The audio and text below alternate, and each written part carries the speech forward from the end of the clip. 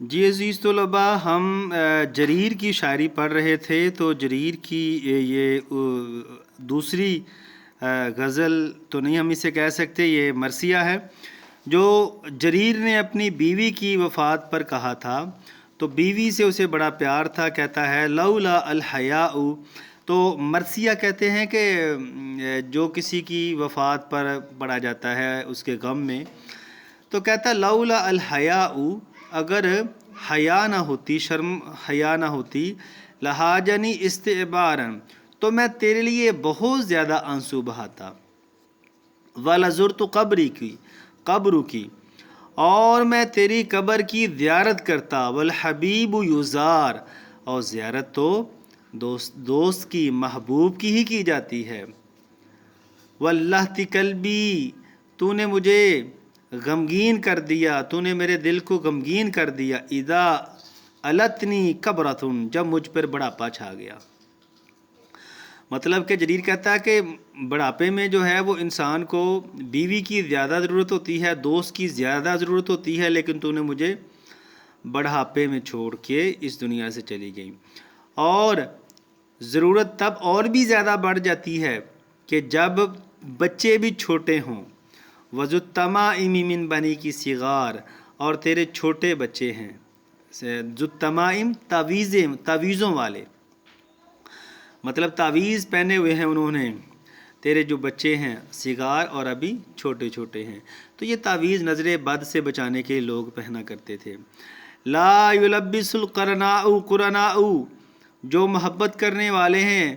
انہیں زمانہ ٹھہرنے نہیں دیتا، ان یتفرقوا،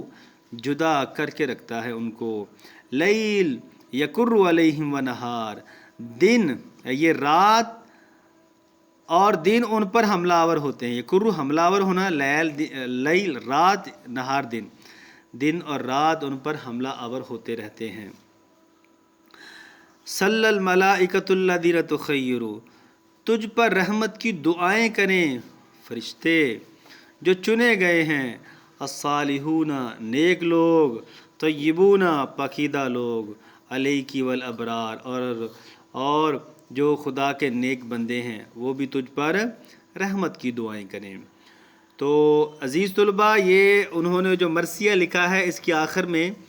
آپ وہ شعر ضرور لکھیے گا جو اقبال نے اپنی والدہ کی وفات پہ کہا تھا، آسماں تیری لاحد پہ شبنم آفشانی کرے، سبزہ نورستہ اس گھر کی نگہبانی کرے۔ مختصر یہ کہ اس مرثیے میں شاعر اپنی بیوی کی خصوصیات بیان کر رہا ہے، ایک غم کا اظہار کر رہا ہے کہ چھوٹے بچے ہیں،